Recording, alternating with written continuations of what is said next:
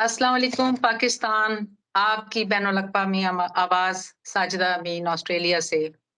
आज मैं यहाँ से शुरू करूँगी, मेरे वतन तेरे दामाने तार-तार की खैर, राहे यकीं तेरी अफ़शाने ख़ाक व खून पे सलाम, मेरे चमन तेरे ज़ख्मों के लाल-अज़ार की खैर। आज मैं एक ऐसे पाकिस्तानी के साथ हूँ, जो बाहर तो आ गए, मगर दिल पाकिस्तान में छोड़ आए। दिल उनका धड़कता है अपने पाकिस्तानियों के साथ। उनके मसाइल लेकर जरीदों में लिखा, यूनाइटेड किंगडम में, डिफरेंट मैगज़ीन्स में लिखा, एडिटिंग की, एडिटर बने, मगर फिर कहा कि नहीं, बोलना चाहिए। अपने अवाम के लिए बोलना चाहिए, उनके हकूक़ के लिए बात करनी चाहिए, उनके मसाइल को डिस्कस करना चाहिए, कनेक्ट करना चाहिए ओवरसीज़ पाकिस्तानियों को पाकिस्तान के साथ। और वो इस काम में जब से रिजीम चेंज हुई है उन्होंने बहुत काम किया। खुल्लम-खुल्ला बोला, दलेर हैं, बहादुर हैं, हिम्मत वाले हैं। हर तरह की नई खबर उनके पास होती है, सनसनीखेज़ खबरें लाते हैं। और मैं ये कहूँगी कि दियार गैर में महरम अगर नहीं कोई, तो ज़िक्र वतन अपने रूबरू ही सही। तो मैं अब आज तारुफ़ करवाने लगी हूँ जी, आपका यूनाइटेड किंगडम से हैं इमदाद हुसैन शहज़ाद, जो कि अपना यूट्यूब भी करते हैं और इस वक़्त मेरे साथ हैं पाकिस्तान की करंट सिचुएशन के ऊपर बात करने के लिए। अस्सलाम वालेकुम। वालेकुम अस्सलाम साहिदा साहबा, आपका और आपके सुनने देखने वालों का बहुत शुक्रिया। आपने अपने इंतहाई मौक़र प्रोग्राम में मुझे दावत दी बोलने की, मेरे लिए एज़ाज़ की बात है और ये इंतहाई मेरे लिए जो है खुशी और एहतराम का मुकाम है कि मैं आपके इस ख़ास प्रोग्राम में मेहमान की हैसियत से शामिल हूँ। बहुत शुक्रिया जी, आप बहुत बिज़ी हैं और आपने मुझे टाइम दिया और आज हम लोगों का एक ही मौक़िफ़ है, मैं इस वक़्त ऑस्ट्रेलिया में हूँ, आप इस वक़्त यूनाइटेड किंगडम में हैं, कि हम अपने पाकिस्तानियों के लिए, अपने वतन के लिए, जहाँ से हम बन के आए हैं, आज हम जो भी हैं, क्या कर सकते हैं? हम कैसे आवाज़ उठा सकते हैं? तो इस वक़्त मेरा आपसे सबसे पहला सवाल ये है क्योंकि आप करंट अफ़ेयर्स के ऊपर काफ़ी वाक़फ़ियत रखते हैं और हर रोज़ अपना प्रोग्राम भी करते हैं। कि देखिए पाकिस्तान में जैसे हालात हैं, जो इलेक्शंस हुए, उसके बाद जो कुछ हुआ, उससे पहले जो कुछ हुआ इन रिजीम चेंज के बाद जब इमरान खान की हुकूमत ख़त्म हुई, तो अब जो इलेक्शंस हुए हैं, उसके बाद जो कुछ भी अब जो करंट सिचुएशन है इतने दिनों के बाद, आपका क्या मौक़िफ़ है उसके ऊपर? आपकी विज़न, आपकी जो क्या कहती है आपका नॉलेज कि क्या होने वाला है और किस सिचुएशन में है इस वक़्त पाकिस्तान? देखिए ज़रा-सा हम इस सारे मामले को पीछे से देखते हैं। 9 अप्रैल 2019 से, जब ये सारा मामला रेजीम चेंज का मार्ज़ वजूद में आता है और अब तो ये सारी बातें खुल्लम-खुल्ला सामने आना शुरू हो गई हैं। आपने देखा कि पाकिस्तान के एक अहम सियासी रहनुमा मौलाना फज़लुर रहमान ने भी ये इतराफ़ किया कि ये सारा मामला जो है वो जनरल कमर जावेद बाजवा के कहने पर किया गया था। अदम इत्मीनाद की तहरीक लाई गई थी और वो जो अपने आप को न्यूट्रल कहते थे, अब साबित हो गया है कि वो कभी भी न्यूट्रल नहीं रहे। सियासी मामलात में टांग अड़ाना उन्होंने अपना जो है वो फ़र्ज़ अव्वल समझा, जबकि उनका फ़र्ज़ सरहदों की हिफ़ाज़त करना है। तो वहाँ से अगर हम देखते चले आएँ तो एक ऐसे मुल्क ने जिसने हमें धमकी दी कि आपको इबरत का निशान बनाया जाएगा और उस वक़्त के लीडर इमरान खान ने जो अब एक पॉपुलर लीडर बन चुके हैं और एक ऐसी यानी हकीकत बन चुके हैं कि जिसको झुठलाया नहीं जा सकता। उन्होंने वो साइफ़र के सिलसिले में ये अवाम को आगाह करना ज़रूरी समझा कि इस पाकिस्तान की पाक धरती को धमकियाँ मिल रही। तो उसको बुनियाद बनाकर उनकी हुकूमत को बदल दिया गया और अब ये सारी बातें खुल्लम-खुल्ला सामने आ गई हैं कि कौन उसके पीछे था, कौन उसके पीछे ये सारा खेल खेल रहा था, पुतलियों को कौन हरकत दे रहा था और वो पुतलियाँ जो हैं किसके कहने पर ये सारा मामला कर रही। चलिए एक मामला हो गया, उसके बाद फिर दूसरा मामला जो है वो एक ड्रामा रचा गया, वो 9 मई का ड्रामा और उसमें बहुत सारे लोगों को जो है वो सज़ाएँ भी दी गईं। अभी तक बहुत सारे नौजवान जो है वो कैदोबंद की सूरतें बर्दाश्त कर रहे हैं, तशद्दुद भी किया जा रहा है, मुबैना तौर पर बहुत सारे वाक़या सामने फिर भी अवाम ने इंतहाई सब्र तहम्मुल का मुज़ाहरा किया क्योंकि उनका जो लीडर है इमरान खान वो उनको सब्र और तहम्मुल की तलक़ीन करता है। और अब जो एंगर था अवाम का, उनके पास एक ही जमहूरी रास्ता था कि वो अपने एंगर को जो है वो वोट के ज़रिए सामने लाएँ। उन्होंने उसका मुज़ाहरा किया पाकिस्तान की तारीख की सबसे बड़ी टर्नआउट जो है इलेक्शन की वो 8 फरवरी को देखने में आई। लेकिन हुआ क्या, 8 फरवरी को जब नताइज सामने आना शुरू हुए तो पाकिस्तान तहरीक इंसाफ, जिसको बड़ी मुश्किल से जो है वो इंतखाबात में हिस्सा लेने के लिए यानी वो हिस्सा लेने दिया गया था, उनसे उनका निशान छीन लिया गया था, और भी कई कारकुनान की गिरफ्तारियां बेशुमार सूरतें थी, जिसके बावजूद अवाम ने इस बात का इजहार किया कि वो किसको पसंद करते हैं, किसको चाहते हैं, और उन्होंने तहरीक इंसाफ के हमायत याफ्ता उम्मीदवारों को जिताकर अपने गुस्से का इजहार किया कि अगर आप न्यूट्रल होकर आप सियासत में हिस्सा लेते हैं तो अवाम को ये बात पसंद नहीं है।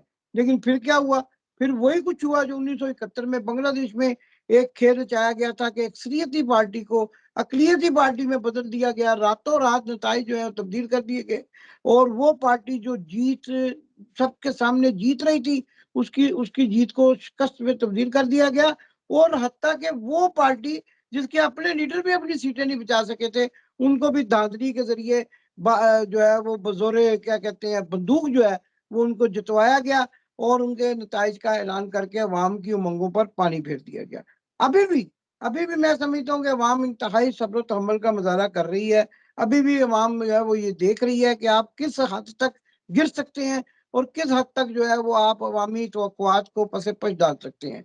लेकिन ये सारी सूरत-ए-हाल जिसका मैंने आपके सामने ज़िक्र किया, इंतहाई खतरनाक है, और हम ओवरसीज़ पाकिस्तानी जो पाकिस्तान से बाहर बैठे हुए हैं, उनको ये हर वक़्त तशवीश रहती है कि आने वाले दिनों में हमारे मुल्क का क्या होगा। और अब देखिए, एक नया ड्रामा, नई एपिसोड पीडीएम 2 जो है, वो सामने लाई जा रही है, और उसमें उन लोगों को इक़्तिदार सौंपा जा रहा है, जो मारूफ़ चोर हैं, यानी जिनके बारे में ये कोई शक-व-शुबे की गुंजाइश ही नहीं है। एक मैं आपको बड़ी अहम मिसाल देता हूँ, हमारे अंदरूनी शहर लाहौर से मेरा ताल्लुक है, वहाँ एक एक लड़का था, जो चोरियाँ करने में मशहूर था, तो उसका नाम लोगों ने काला चोर डाला हुआ था, और जहाँ भी कहीं चोरी होती थी, तो पुलिस सबसे पहले उसको पकड़ती थी, तफ्तीश में उसको लेकर जाते थे, और यकीनन चोरी का कहीं न कहीं ताना-बाना उससे मिल जाता था। तो अब बहुत सारे काले चोरों को जमा कर दिया गया है, हमारे सरों पर मुसल्लत करने की कोशिश की जा रही है, और इनकी तारीख ये है कि इन्होंने कभी भी जो है पाकिस्तान के लिए, मुल्क के लिए या उसकी सालमियत के लिए कोई काम नहीं किया।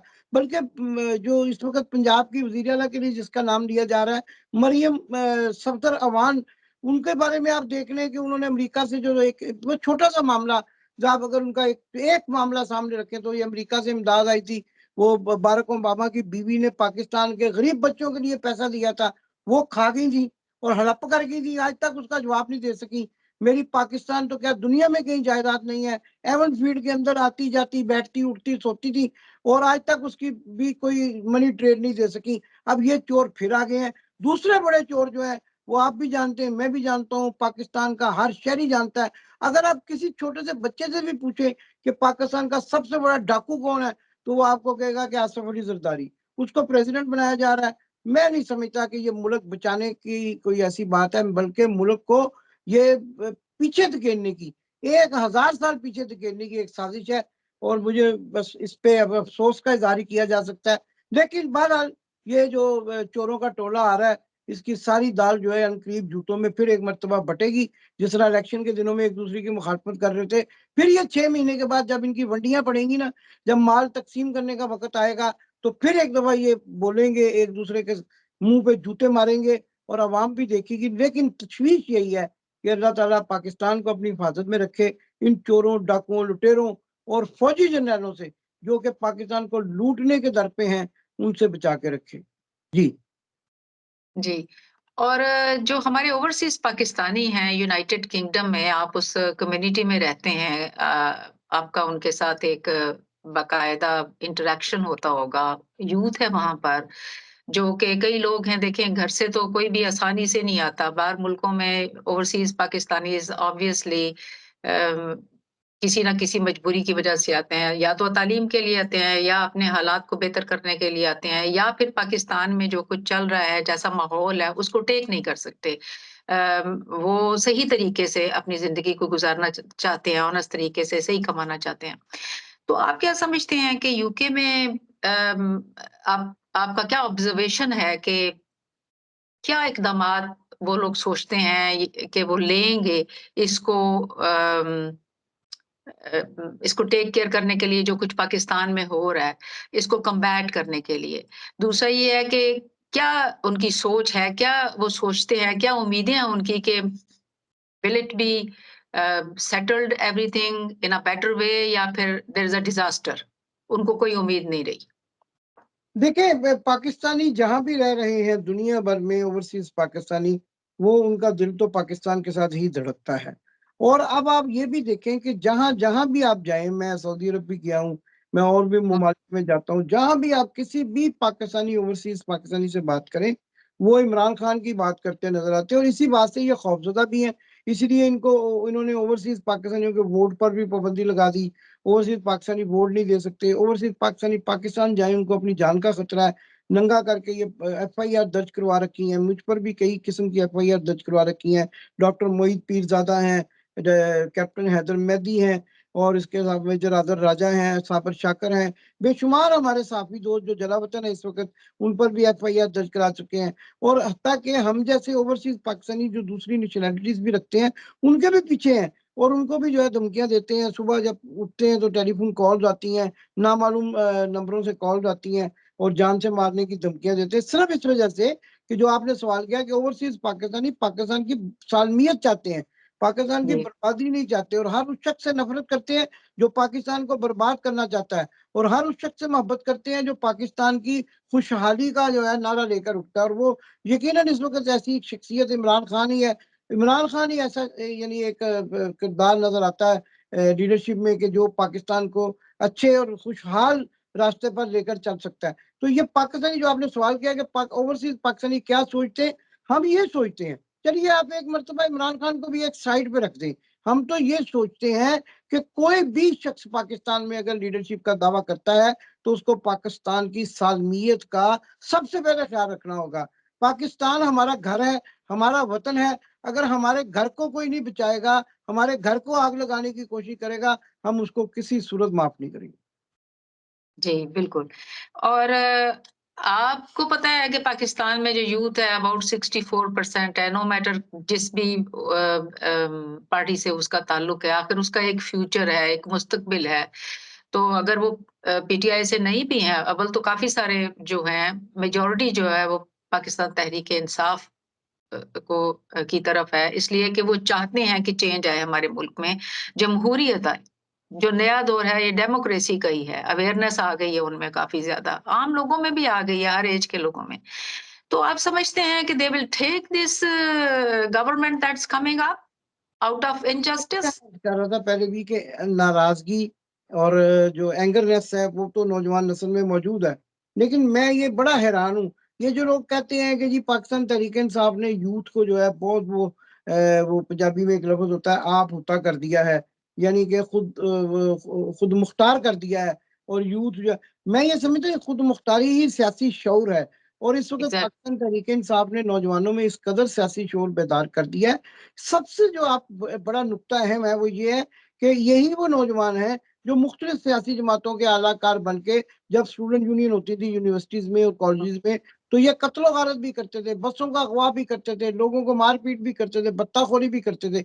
लेकिन अब आप देखिए कि ये एक तरबियत है एक ऐसे लीडर की कि आज का नौजवान जो है इतनी ज्यादतियां भी बर्दाश्त कर रहा है, इतनी मार रहमत। खा रहा है, इतनी कैदो बंद की सोबतें भी बर्दाश्त कर रहा है, लेकिन पाकिस्तान के खिलाफ नहीं है। और बड़े सब्र तहम्मुल से देख रहा है कि कौन पाकिस्तान का दुश्मन है और कौन पाकिस्तान का दोस्त है। और आप यकीन माने, आप अगर ईरान के इंकलाब को अपने सामने रखें, तो जब ईरान का इंकलाब आया तो मैंने वहां 1986 में 1986 में मैं सम्राट बाज़ इंकलाब पर थीसिस लिखने के लिए तेहरान मशहद वगैरह के ईरान के मुख्तलिफ शहरों में गया। और वो सारा एहतमाम जो है वो मेरे लिए खाना फरंगे ईरान ने किया था। तो मैंने जब उस वक्त 1986 में अभी इनकलाब आए हुए गालबन 1 या 2 साल हुए थे, ये 3 साल हुए थे, तो मैंने नौजवानों के इंटरव्यूज किए, तो यही मामला सामने आए कि नौजवान नस्ल जब शहनशाह ईरान की रजीम में इस कदर तंग आ गई, इस कदर सब्र तम्मल का मुजाहरा करते करते तंग आ गए, तो फिर उन्होंने उसका तख्ता उलट दिया और आयतुल्लाह खुमैनी को कंधों पर उठाकर जो है वो इक़्तिदार में ले आए। और यही मामला यहाँ पर है। अभी वो मैं ये समझता हूँ कि अभी हम उस स्ट्रीम पे नहीं गए हैं। अभी ये जिस तरह की अफरा तफरी मजीद फैला रहे हैं, ये कल का वाकया आप ले लें जो काजी जस्टिस फाहिद ईसा ने एक जो है वो फैसला दिया, इसका मतलब मुल्क में अफरा तफरी और फैलेगी। तो जिस किस्म की ये अफरा तफरी फैलाना चाहते हैं, जो साजिश हो रही है पाकिस्तान के खिलाफ, अब वो नौजवान काबिल सताइश और काबिल दाद हैं कि जो बिल्कुल भी जो है वो बाहर निकल कर कोई ऐसा एहतजाज नहीं कर रहे, कोई तोड़ फोड़ नहीं कर रहे, बड़े इत्मीनान से, बड़े सब्र तहम्मुल के साथ ज्यादतियां बर्दाश्त कर रहे हैं, अपने लीडर की आवाज का इंतजार कर रहे हैं, और इस रजीम को, इस सारे मामले को अपने यानी अरूज पर जाने के लिए वो इस बात के मुंतजर है कि कब ये अपनी, वो कहते हैं ना पंजाबी में, अपनी आई पर आ जाए और जो है ना आखिर कर दें। तो फिर आप भी समझिए, मैं भी समझता हूँ कि पंजाबी का ही एक मुहावरा है कि अत खुदा का वैर होता है। जो बंदा इंतहा कर देता है वो खुदा का दुश्मन होता है, और जो खुदा का दुश्मन होता है उसको ना जमीन बर्दाश्त करती है ना आसमान। तो वही वक्त आने वाला है। लेकिन मैं ये समझता हूँ कि अभी भी हम दुआगो हैं कि अल्लाह ताला हमारे वतन और घर की जो है हिफाजत फरमाए, और इन चोरों, डाकुओं, लुटेरों से जो है वो पाकिस्तान को महफूज रखे। जी, आमीन। इंटेलेक्चुअल जंग लड़ रही है ना हमारी, जो सियासी शऊर जो आया है हमारी यूथ में, हमारे लोगों में, वो एक एजुकेटेड ज़हन के साथ इस जंग को लड़ रहे हैं जमहूरी तरीके से। और मैं समझती हूँ कि ये जैसे हमारे इलेक्शंस हुए हैं या जो भी जिस तरह से आजकल चल रहा है, ब्यूरोक्रेसी में देखें कितना इंतशार आ गया है। वो भी एक ह्यूज थिंग है, चाहे कुछ भी है इसके पीछे, एटलीस्ट सामने तो आया ना कि भाई what's going on, there are solid proofs there. और फिर भी everything is amicably handled by the Pakistan Tehreek Insaf as well, और जो भी बाकी लोग हैं जिन्होंने मैंडेट दिया है वो बड़े सब्र से कर रहे हैं। अब मेरा आपसे क्वेश्चन ये है कि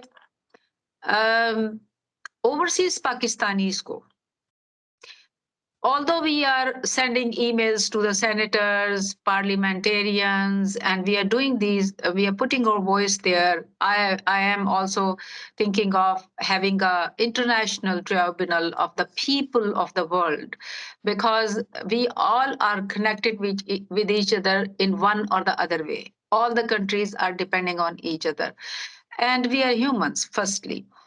सो ये कोशिश कर रहे हैं कि हम कुछ, एक तो ये आइडिया है कि हम जो दुनिया के other than the people who are sitting in the offices, the retired जो जस्टिसेस हैं, वो उनको साथ लेके हम ये अपने वतन के लोगों के लिए जो बर्बरियत हो रही है उसके ऊपर हम लोग अपनी वॉइस पुट करें। उसके अलावा आप क्या समझते हैं कि हमें और क्या करना चाहिए ऐसा प्रैक्टिकली? कि एक होता है वो पंजाबी जी कहते हैं गोंगलुओं तो मिट्टी लानी, तो वो ना लाए बंदा, तो practically like actually with the aim that we have to do this. क्या आपके ज़हन में कोई ऐसा क्रिएटिव आपका बड़ा चीज़ अच्छा है? आइडिया है कि ऐसे लोगों को, दानिश्वरों को, रिटायर्ड टेक्नोक्रेट्स को इकट्ठा किया जाए, उनके जी, सामने सारे मामलात रखे जाएं। ये तो आप, हम जहाँ जिन मुल्कों में रहते हैं, ये तो गोरे लोग हैं, ये तो फौरी तौर पर इन बातों पे तवज्जो करते हैं, और इनके सामने ये बातचीत की जाए। वो जो आपने मुझे बताया था कि आप एक ट्रिब्यूनल बना रहे हैं, उसमें जी, केसेस दायर किए जाए। एक बिल्कुल। एग्जाम्पल है ना, एक एग्जाम्पल सेट की जाए, एक शेडो शेडो जस्टिस जो है उसको दिखाया जाए कि देखिए ये हमने केस किया और हमें यहाँ पे ये जस्टिस मिला। पाकिस्तान में चूंकि जस्टिस कैमोफ्लेज है, पाकिस्तान में जस्टिस जो है वो किसी और के कहने पे दी जाती है, इंसाफ किसी और के कहने पे किया जाता है। तो इस तरीके से आप कंपेयर कर सकते हैं, दुनिया को दिखा सकते हैं। आप, हम बाहर बैठे हुए हैं, पढ़े लिखे लोग हैं, हम ये सारा मामला सेटल कर सकते हैं। दूसरी जो आप पूछ रही हैं कि क्या और कर सकते हैं, पाकिस्तानी जो ओवरसीज हैं बेचारे माशी मामला में इतने उलझे हुए हैं, अपनी फैमिलीज की देखभाल करते हैं, फिर पाकिस्तान में जो उनकी फैमिलीज हैं उनके साथ आजकल जो हालात पेश आ रहे हैं। आपका कोई भी रिश्तेदार, आप ओवरसीज में रहते हो, आप एक मर्तबा इमरान खान का नाम लें तो आपके सारे रिश्तेदारों को वहां पकड़ के तो उनको तंग करना शुरू कर देते हैं। तो ये सारे मामला हैं जिनको देखने की। लेकिन इसके साथ साथ ये हमारी, बिल्कुल आप सही फरमा रही हैं कि अवलीन जिम्मेदारी बनती है कि हम जहां जहां भी मौजूद हैं, हम पाकिस्तान के हकूक के लिए आवाज उठाएं, जैसे भी कर सकते हैं। यानी जी, जो कलम भी जिस लेवल पे। ब्रॉडकास्ट के जरिए, अपने पॉडकास्ट के जरिए, ईमेल्स के जरिए एमपीज को लिखें, अपने अपने लोकल एमपीज को लिखें। और इस तरह से जो भी आप फोरम तैयार कर रहे हैं बहुत अच्छा है, इस तरह से और भी इसी किस्म की जो है वो एक्टिविटीज करें, तो इंशाल्लाह हमारी आवाज तो अभी भी देखिए, बीबीसी, स्काई, यहाँ पे जो स्काई टीवी है, यूके की मैं बात कर रहा हूँ, वो सारे कह रहे हैं कि आपके मुल्क में धांधली हुई है। वो तो हमारी आवाज के साथ खड़े हैं, लेकिन उनकी आवाज सुनता कोई नहीं है पाकिस्तान में। पाकिस्तान में चूंकि इस वक्त जो है वो आमरीत, पाकिस्तान की बदतरीन आमरीत जो है वो इस वक्त वहाँ पे रजीम उनकी आई हुई है, तो इसलिए वहाँ पे इन सारी बातों का असर कोई नहीं है। लेकिन एक दिन आएगा, तारीख लिखेगी, तारीख बताएगी कि ये कौन लोग थे और इनके मुंह किस तरह से जो है वो निकाबों में छुपे हुए थे, और ये नकाब अब तारीख जो है इनके चेहरों से नोच कर फेंकेगी। और एक वक्त आएगा कि पाकिस्तान जो है उसी तरह से खुशहाल मुल्क होगा, और वो एक ही शख्स इस वक्त पाकिस्तान को अगर है तो वो बचा सकता है, वो इमरान खान की शख्सियत है। दुनिया ने जिसको रिकॉग्नाइज किया है, हम और आप नहीं कह रहे, दुनिया में आप किसी बच्चे से भी पूछ लें, आप जिस ऑस्ट्रेलिया के शहर में रहती हैं, दो तस्वीरें लेकर आप बड़े चौक में खड़ी हो जाए जहाँ आमदोरफ्ता गोरों की, दूसरी नेशनैलिटीज की, आप उनमें से पूछे ये कौन है, ये इमरान खान है। नवाज शरीफ का पूछे तो कहेंगे डोंट नो, हम नहीं इसको जानते। अगर कोई पाकिस्तानी कहेगा तो कहेगा चोर है। और ये जहां जाते हैं इनको चोर चोर के नारे लगते हैं। अभी ये कल परसों एक वाकया जो इस्लामाबाद में हुआ जिसमें हनीफ अब्बासी और साद पड़े, देखिए उसको तो मैं हाईली कंडेम करती हूँ एज ए औरत भी। जी, मैं उसको हाईली कंडेम करती हूँ। जाते हैं, जलीलो ख्वार होते हैं, लेकिन पाकिस्तान को लूटने से बाज नहीं आते हैं। अब वो कहते हैं पंजाबी में, अल्लाह इनको पूछेगा, और अल्लाह इनको अनकरीब पूछने वाला है, बल्कि अल्लाह की पकड़ में तो ऑलरेडी आए हुए हैं कि पाकिस्तान में गए चौथी मरतबा वज़ीर आज़म बनने के लिए। लोगों ने मोरी मेंबर नहीं बनाया। वो मोरी मेंबर होता है ना, गली का जो मोरियां ठीक करवाता है, गलियां ठीक कराता है, नालियां ठीक। नवाज शरीफ की हैसियत आप यकीन माने कि मोरी मेंबर की भी नहीं रही है। और वो जो है वो जबरदस्ती अपनी बेटी को, जिसको वज़ीर आज़म बनाने के ख्वाब देख रहे थे, जबरदस्ती वज़ीर आला बनाने पर इक्तफा करना पड़ा है, क्योंकि इससे आगे उसकी ना तो औकात है ना कोई हैसियत है। और वो एक मेंटल पागल शख्स जो है उसको वज़ीर आज़म के लिए नामजद कर दिया। और उससे ज्यादा पागल शख्स को, जो यानी पागलपन ये नहीं होता कि आप लोगों को ईंटें मार रहे हैं, पागलपन, दौलत की हवस भी पागलपन होती है, जिसके बारे में कुरान मजीद भी अल हकुम मुत्तकासिर होता है जुर्तुमुल मुकाबिर में आप अगर पढ़े तो कुरान पाक भी यही कहता है। तो बात यह है कि एक दौलत के हवस ज़दा पागलों को हमारे मुल्क में हमारे सरों पर मुसल्लत किया जा रहा है। ये सरासर ज्यादती है, और इसका हिसाब दुनिया में भी लेना होगा और आखिरत में भी लेना होगा। जी, जी, बिल्कुल। दुनिया के जो वर्ल्ड पावर्स हैं, जो जस्टिसेस हैं, वो भी सारे प्रैक्टिकली तो खामोश हैं, क्योंकि हम लोगों ने लिखी हैं, ईमेल्स लिखी हैं, सारा कुछ किया है, but we are asking them what are you doing actually for this brutality and inhumanity in Pakistan and injustice in Pakistan. I call upon here all of those authorities that can you come forward and put your voice practically, you know, what you can do for the people of Pakistan, because they are also humans. तो अब मैं ये बात करना चाह रही हूँ कि आपका क्या ख्याल है, जैसे आपकी क्या इन्फॉर्मेशन है या आपका विजन क्या कहता है कि इमरान खान के साथ जो उसके ऊपर जो फैब्रिकेटेड केस बनाए गए हैं, कब तक आप एक्सपेक्ट करते हैं कि ये हुकूमत नाम करके गिरेगी और वो बाहर निकलेगा? एक दिन आपको सच की फतह होगी, सूरज जो है वो आज़ादी का तुलू होगा, और वो आने वाला दिन अनकरीब आने वाला है। और मैं आपके इस प्रोग्राम के ज़रिए एक आखिरी मैसेज जो देना चाहता हूँ वो यही है कि उम्मीद का दामन ना हाथ से छोड़ें, और उम्मीद के साथ जो है वह बसता रहें, पेवस्ता रहे शजर से, उम्मीदें बाहर रख के उस पर अमल करें, और इंशाल्लाह आज़ादी और इंशाल्लाह रोशनी जो है वो आपका मुकद्दर होगी, और पाकिस्तान एक मरतबा फिर जिंदा और पाइंदा बात के नारों से गूंज उठेगा। जी, जी, बिल्कुल, बिल्कुल। पाकिस्तान इंशाअल्लाह ताला और दुनिया की बेहतरीन कौम है जी, पाकिस्तानी कौम। दुनिया के थिंक टैंक्स ये कहते हैं कि पाकिस्तान कायम ही इनकी वजह से। अभी आपने मिसाल देखी है ना, सारे इकट्ठे हो गए हैं ना, मैंडेट, ना कोई मज़हब है, ना कोई कम्युनिटी है, ना कोई और चीज़ है। आपका बहुत-बहुत शुक्रिया, आपके टाइम का, आप बहुत बिज़ी हैं और आपने, मैं चाहती थी कि यूनाइटेड किंगडम से एक जो स्ट्रॉन्ग वॉइस है पीपल ऑफ पाकिस्तान के लिए, वो आएँ मेरे साथ और हम मिलकर जो है इस के ऊपर बातचीत करें। बहुत शुक्रिया, और हम आपको बिल्कुल अपना जो ट्राइब्यूनल है उसका भी हिस्सा बनाएँगे।